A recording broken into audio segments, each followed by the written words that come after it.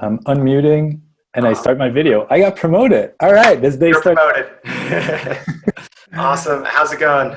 It's going fantastic. Thanks a lot for the talk. It was really interesting, man. I Yeah. learned a couple of things. I was taking notes here, but it's available afterwards, right? I have a feeling that I'm going to be taking notes from your session as well, because I think we both come at tools from a slightly different angle. You work so closely with store owners in optimizing the e-commerce experience, solving for like basic everyday problems of a merchant. I look at things like more holistically, like on the bigger long-term thing. And so my head is often in the clouds as opposed to solving immediate real-day problems. And so All I right. think this is a perfect 1-2 punch to make sure merchants have a good list of tools moving into the end of 2020 and Black Friday, Cyber Monday coming up quickly. Yep. I totally agree. Awesome. That being said, I will let you you can share your screen, take it away. I'll move into the sidelines, and anybody here in chat, if you've got questions for us, feel free to post them in chat, use the Q&A, follow along in the show notes, et cetera, et cetera. All right. So thanks a lot. Bonjour. So there is 4,687 apps right now in the App Store. I just checked, and I'm going to tell you exactly which one you need to install. No, I'm actually full of crap. I can't say exactly which one to install. There's just too many apps. What I am going to do here is I'm going to give you an overview of first of all, who I am, then which sections of app, which types of app you absolutely need, and what kind of the apps are for that. I'm going to give you the data that we know from the Shopify industry. And then finally, I'm going to have some honorable mentions of apps that I personally use or I recommend to my clients. So that's kind of going to be the main takeaway here for you. And I'm hoping, well, not hoping, I'm really trying to make sure that you guys learn something after all this, or at least be like, okay, this Andrew dude had something interesting. So first of all, who am I? My name is Andrew. I'm based in Montreal, Canada. That's why suddenly I speak random French. I've been in the Shopify ecosystem for about 8 to 9 years, first as a merchant, then as an expert. I specialize in store speed optimization. That's kind of my little perk. That's like, that's what I really, really like. The problem is that in store speed optimization, a major part is apps. And so I have a YouTube channel and I started reviewing apps on there to kind of give you an impression what the app looks like before you install it, and it starts sucking out speed out of your store. And that's kind of how I started reviewing one app and the other app, and I started kind of getting to know apps.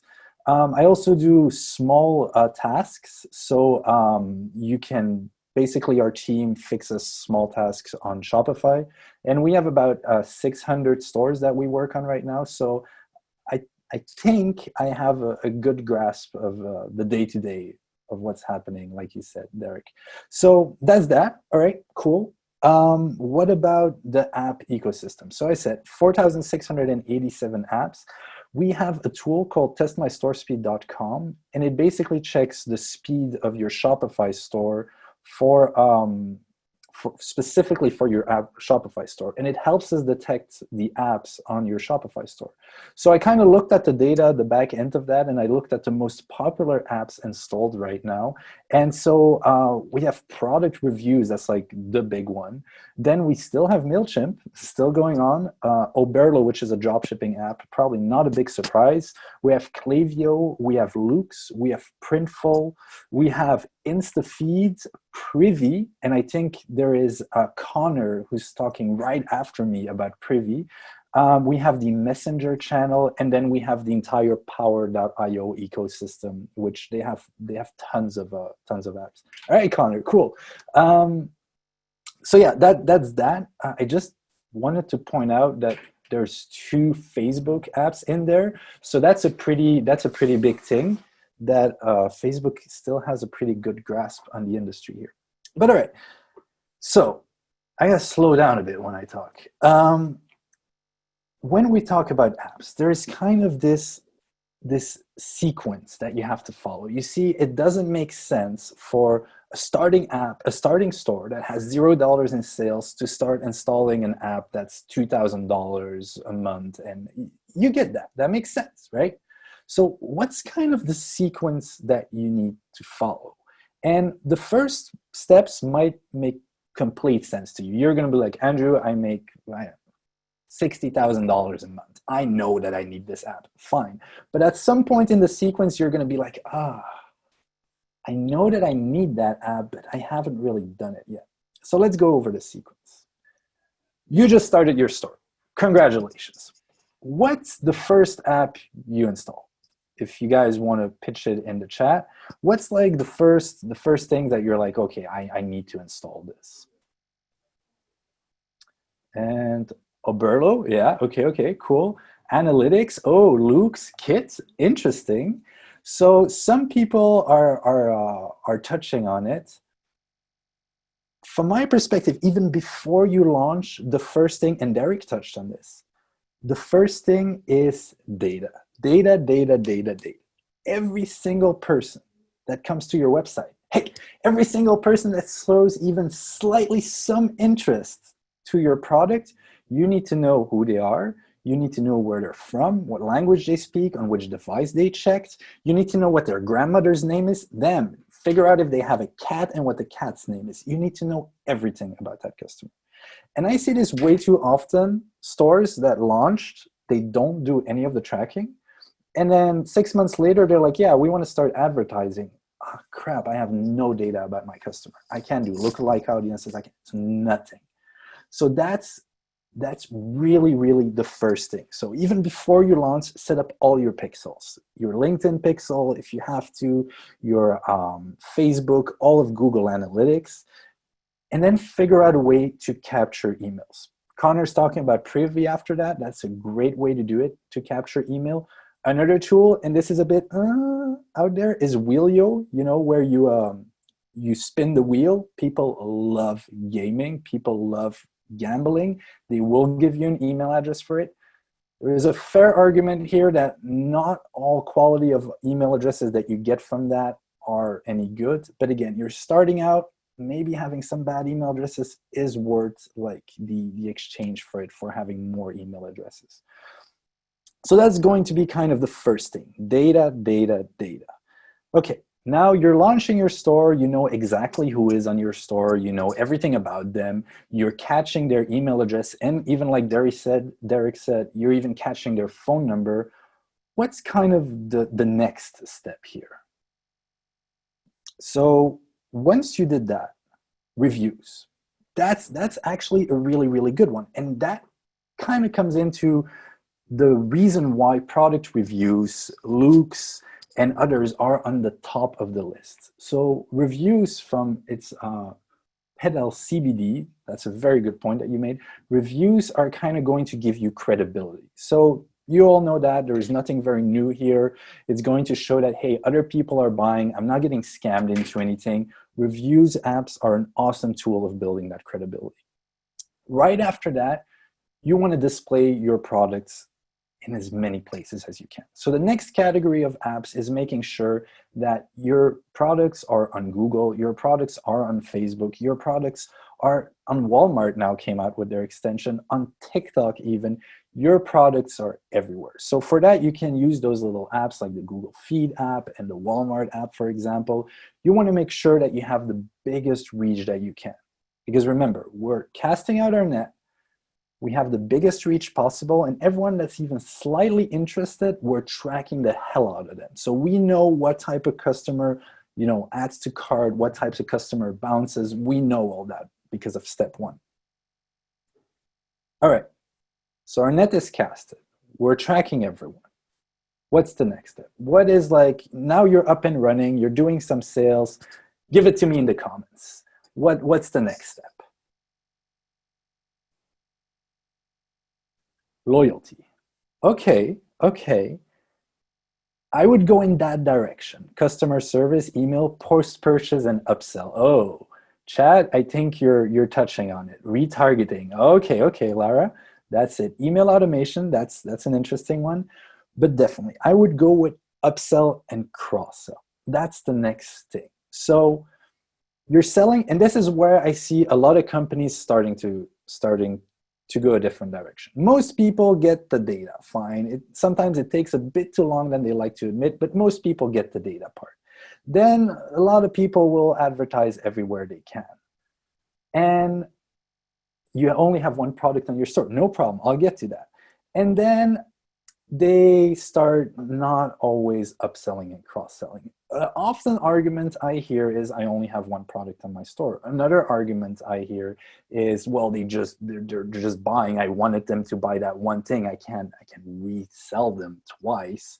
And that's maybe more for the retarget version later. But you want to upsell and cross-sell. This is where you're going to make a lot of your money. If I only have one product, think about, is there really nothing else that you can sell? This is where I've seen some stores being hugely successful adding drop shipping to it. So they have their core product. You sell shoes, for example. I have my shoe company. I actually used to have this. I have a full-on manufacturer. I have everything, an actual workshop, and I sell shoes. I can't sell I could sell 5 pairs of different shoes, but I can't really upsell or cross-sell shoes. But what if I drop ship some socks, branded drop shipping? Well, that's getting interesting, because socks I can sell like 10 pairs. What if I branded drop shipping some belts? Is this going to take you extra work? Yes, absolutely. I'm not saying it's easy. I'm saying that there's a lot of money in cross-sell and upsell. Derek just put out a point. When you go to the grocery store, what's there at the cash out? There is like those little sodas. They're cross-selling and upselling you. And so one important thing that I've noticed is that where I see really the biggest impact is not necessarily on the cart. Like, hey, people bought this, they also bought this. That's smart. That's smart. And I would recommend you, sure, you can do that. But where you're really going to start kicking butt is the customer just gave you their credit card information. They said, I want this pair of shoes. We're good, Andrew. I'm going to look super spliffy in this. I'm ordering it, ship it to Montreal. And then there's a thank you page. And on the thank you page, there is, hey, I know you just added the shoes, but you can add the socks now too. And I'm a sucker for this. I'm always going to be like, yeah, man, you're totally right. I already paid. They already have my credit. Sure, add the socks. And with one click up, the socks are also being shipped to me. This is money that you're leaving on the table. I mean, that's really something that you have to consider. Okay, now we're upselling and cross-selling. So we have the data. We casted our net. People are coming in. The people are getting tracked. We're upselling and cross-selling. Then what you have to do, and this is something that I'm going to go into a little bit deeper on. And you're going to be like, Andrew, everyone told us this already. And when I was a merchant, everyone told me that. And yet I wasn't really doing it. And that's retargeting.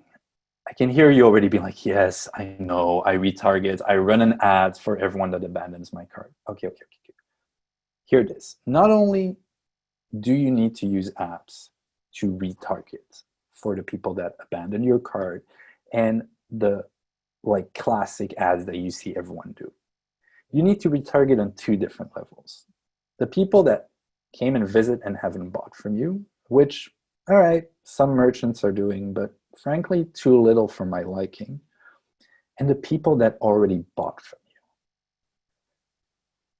you. The hardest part about what you're doing is convincing an absolute stranger that you have never met, that knows nothing about you, to buy your product. That is literally the hardest part. Hey, imagine it. Hey, random stranger, you know nothing about me, give me your credit card information. And you work your butt off to get to that point. And finally, the stranger is going to say, yeah, you know what? All right, I'm going to give you a chance. Here, my credit card information. Ship me the product to Montreal, in my case. And then it stops. For so many brands, it stops there. Why? Why? The person gave you your credit card information, had a good product from them. Why are you not reselling to them? Why are you not, after a month, hey, you had a good experience from me, right? You enjoyed my product. I have this other product. I have the same product, but maybe for your girlfriend this time. Why don't you want a second piece of my product, like a second SKU of it? Why do you have to have why are you just selling once and be like, okay, now I'm going to go convince another random stranger? And this is something that I see, be like, well, I get it. It comes from a place where you don't want to interrupt your client. Be like, well, I already interrupted them, and I want to keep this relationship is kind of sacred, and I don't want to be too pushy. But this is your moment. The person already trusts you, and there's apps that give you great retargeting option. They give you flows to either say like, hey, you already purchased, why don't you consider this? Hey, it's been 6 months since you purchased, you loved it, why don't you buy something else? This is where you're going to make your money. The most expensive sale is going to be that first sale for you. Once that is done, once that person trusts you, you're good. Keep selling to them until they say like, hey, I get out of my face. I can't handle you anymore. Hopefully we'll never get to that point. But if no one is telling you that from your customers, you're probably not pushing enough. That's for the existing customers. Sell to your existing customers, please. To the other part of retargeting, the customers that you haven't sold to yet. And this is another point that I really want to underline. Fine. People came to your site, clicked around a bit, maybe even added something to the cart, and they left. Classic. I see this all the time. People in front of their Google Analytics being like, oh God, everyone's leaving. No one's buying anything. I get it. When I go to those websites, and I go as a first-time visitor to that website, I often see the same things. Free shipping, a pop-up to get to email, which is really smart. We talked about this. A pop-up to get to email saying, I'll give you 20% off if you put your email. Free shipping. Hell, if you buy now, I'll give you a hug and I'll fly over. I'll do everything for you if you buy now. This is my first interaction with the brand. Imagine this like a game of poker.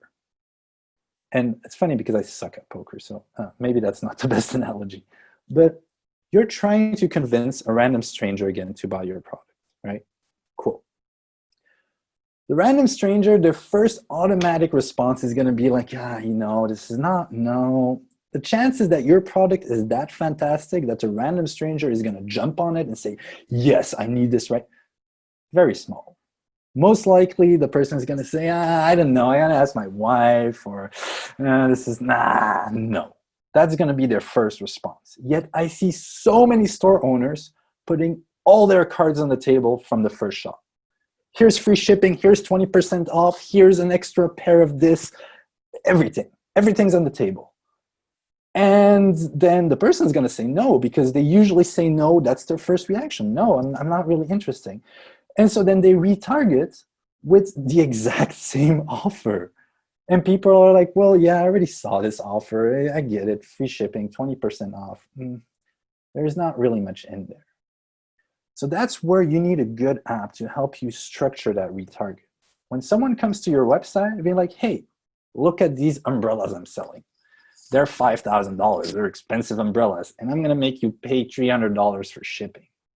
Oh, damn, that's expensive umbrella. And they click away. You retarget. Hey, remember that umbrella you spent a good minute and a half on my website on checking out? I'll scrap the $300 shipping. What about that?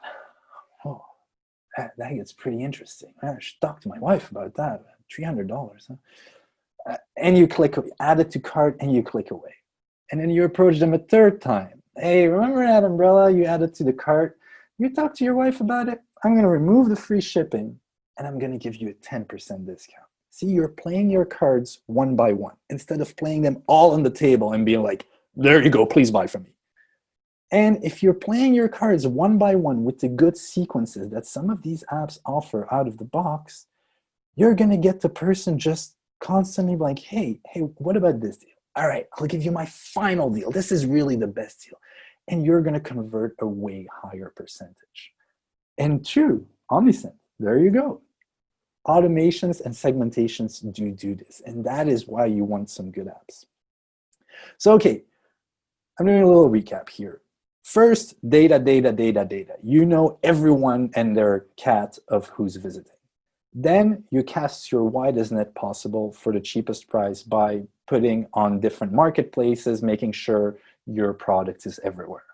Once the people you establish some good reputation by having your reviews there. People know you, all right? And you're asking again for the data. Then when people start buying, you make sure you upsell and cross-sell. If you don't have any upsell and cross-sell products to do, consider some of the drop shipping apps. They're fantastic for it. Test the products out first and then go. And then finally, retarget. Your first sale with a person is the most expensive sale. Don't put all your cards on the table straight away. So that's kind of what I wanted to cover. Now, I know you wanted to hear app names. Like I said, 4,687 apps. I've been 8 years in the ecosystem. I've been reviewing apps. I don't know all of them. My clients constantly are like, hey, do you know this app? I'm like, no, I'm sorry. I thought you were a Shopify expert. I know, but come on, like 4,600 apps. Give me a break here. And really, if you look at the YouTube channel where I review, for example, everything of email marketing or everything of this or everything of that, I review all the apps and you really start noticing that, I'm sorry, there is no one app that I can say, this is it. You take that, it's your silver bullet, you're going to be a millionaire. You know what? Already take the quote on that yacht and that private islands, because as soon as you install that app, you're good to go. It's not going to happen. I'm really sorry. But I am going to give you some apps that I really enjoy working with and that you should kind of consider. So first one is, I really like Spendly. Spendly, what they do is they basically that entire email flow from in Shopify. What Spendly does is they just make it much better. You know, when you have an order confirmation email, so they showed me this and my mind was blown. They had something like a 600% open rate of that specific email. They don't do all the email segmentation. So this doesn't replace Klaviyo or Omnisend or things like that. They really only do the emails of shipping confirmation and those types of emails. Think about it. When you buy a product, how often have you opened the shipping confirmation email, click on it and be like, where's my package? Yeah, pretty often probably. So if you click on it and there is something that cross-sells you or upsells you, that could be pretty interesting. So that's kind of what Splintly does, and I usually find that it kind of pays for itself. Reconvert, so for the upsell and the cross-sell apps. Then you have Klaviyo, which has great segmentations. Omnisend, which is also in that kind of same area, which is fantastic for that.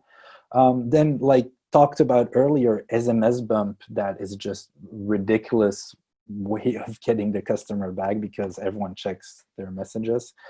So I've seen very good things about SMS bump too. Again, this is in the retargeting upsell cross-sell category. Then you have an interesting one that I recommend. It's page builders. I get this all the time, you know, the entire page build family. And as a speed optimization expert, it's kind of a love-hate relationship. But page builders like Pagefly and Zipify specifically are the ones that I personally like. But again, you have to check all of them out.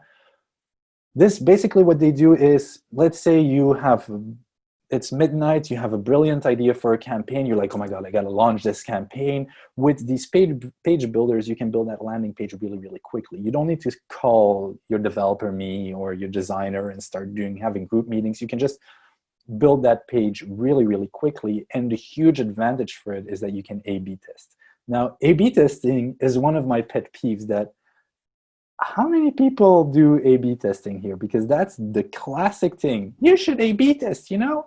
And that's the classic thing that the store owner says, I should A/B test. But no one A/B tests. And you really should. If everyone's saying that you should A/B test, exactly, never done it.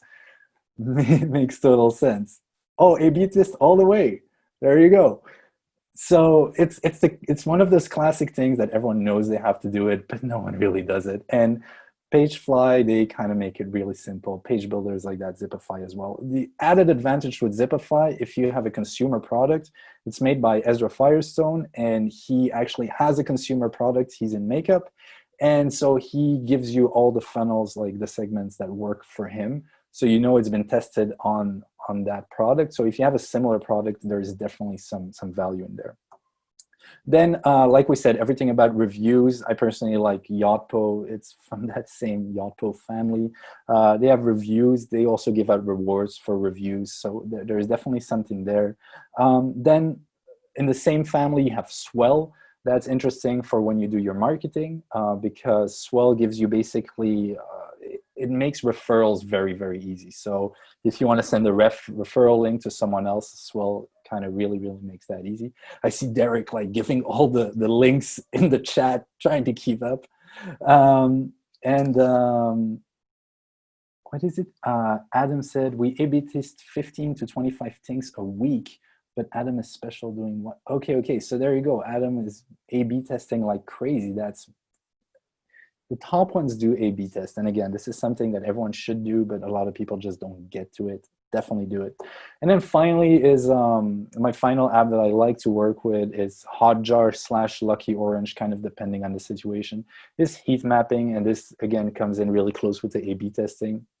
You kind of want to see where people click on your site, what your brilliant idea that you had, if it's actually working or if no one scrolls to that area of your site. So heat maps definitely help on that, and definitely recommend that. All right, so I kept it, I think, relatively short. I didn't want to put it way too long, but this is kind of where I wanted to get at, is that there is not really one app that's like perfect for you. It's really, you have to go into the segments of apps that you need and then kind of figure out, okay, well, I really need A/B testing, for example. Shogun A/B testing is kind of on the expensive side because it's in their plus plan, but with Pagefly, it's much more affordable. So then Pagefly works best. And then the next person will say, well, I don't need that because I have another tool that does A/B testing. I can go with Shogun because that has more of my features. So look over the list that Derek has put into there. As a general rule, I want to advocate one last thing, is be careful, please, when you install apps. From a speed optimization perspective, it's really my pet peeve. The thing is that let's say I'm an app developer. You're a store owner. You install my app. You're like, I love this app, Andrew's app. I'm installing it. Perfect. After 2 days, you're like, I don't like this French Canadian dude. He's full of, and this app is just ruining my store. No way, Jose. Delete the app.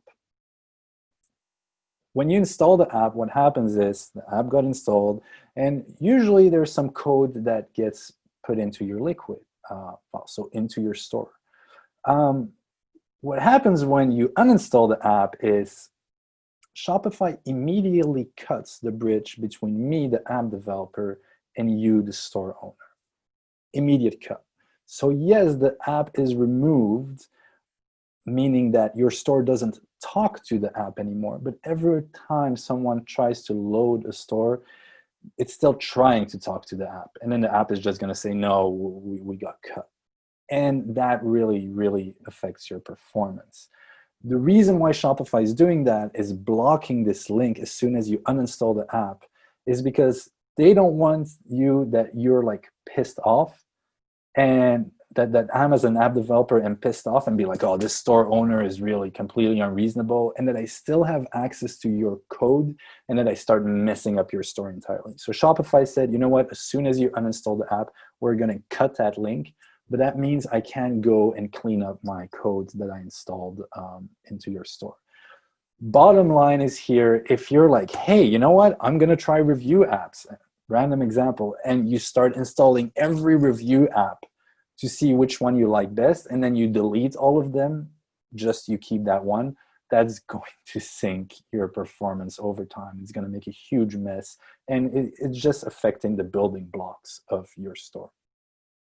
There you go. That's my the final message I wanted to leave you with. I hope you guys got away with some information. Testmystorespeed.com is where you want to go see your store performance, which apps are running on the store or your competitor's store. And it's 100% free. I don't even ask for an email, which is completely ridiculous for me. But yeah, there's that. And that's it. Derek, if you want to take back over. Oh my gosh, yeah, I love all those tools. I talk with all of them on a regular basis. And we did have a question about like just Yep. raw SEO optimization tools. What are your take on those like SEO tools? There's a whole bunch of them out there. What There's do you so use? much. So SEO is like one of those areas where I found that there's a lot of people doing it, but meaning experts selling their SEO services, but very few that are actually really good at it. The entire SEO algorithm from Google is a big black box. So the person that tells you, hey, you know what, store optimize it, and I do store speeds, right? The person that tells you store speed is the most important thing for your SEO, you got to get it right. No, we don't know. Yeah, sure, maybe it plays a role in it. So what you kind of have to do with SEO, in my opinion, is first of all, you got to be really careful. Second of all, realize that this is not an app plugin or just a one-time fee that you pay to an agency and you're good and you get all this free marketing. It's a long process that's going to cost you money. And third of all, kind of look at different perspectives. You know, if he says store speed doesn't matter, she says store speed does matter, kind of take an overall view, very nuanced, very gray. And you have the classic things that matter, like making sure you have alt tags on your pictures and things like that. But don't go overboard in like one specific element in one specific niche of your SEO. That would be my advice on that. Also, the interesting thing I always think about for this type of optimization, everyone will say Amazon makes $1 billion for every second the page loads faster. And I always tell people, okay, so you'll make what, $10? Like, how much are you actually going to make in comparison to the cost? Because the way that you optimize is mostly going to be a fixed cost, whether it's an agency that's going to move your JavaScript around or lazy load things and stuff. And that fixed cost is maybe it's $10,000 or maybe it's a little bit less. But that gives you 1 second, which makes you maybe an extra $1,000 a month. It'll take you 10 months to recoup the cost. So maybe wait until you hit a kind of a bigger barrier or timeline where your store is a little bigger, and then that $10,000 investment makes a lot more sense. Oh, absolutely. And this is a whole discussion on itself, but I just wanted to point some elements on it. You're 100% right. So where we see speed optimization really making sense is if you're making under $7,000, $10,000 a month in revenue, there's low-hanging fruit all over the place. Don't go do speed optimization. Another thing is now Shopify is rolling out under the team. When you go into your online store team, you will see the speed of your store. Don't panic when you see that number. It's not worth panicking about. Yeah. Chill. Take a deep breath. Where speed optimization have I found that it really makes an impact if you serve a lot of mobile ads for people and your bounce rate is really, really high on those mobile ads, especially if you're outside of like an area with good seller network. Then the return on investment can really, really be interesting. Okay, we have to move on to the next talk, but yes, really quick. Accelerated mobile pages. Your take on this? Google is trying to rule us all. Sure. I wouldn't go the extra mile for it. Okay. It is good for a very specific type of person, but chances are that it's good for you. Yeah. All right. We'll leave it at that. Andrew, thanks so much. It was a great session, perfect follow-up. Like I said, I think we bounced off of each other, and you brought it exactly where it needed to go, talking about like the framework for building out the store, making sure it's put together in the right way. And I agreed with everything you said. Everything. Okay. Everything. Which usually that's very rare for me. Usually I like to argue about something. But awesome.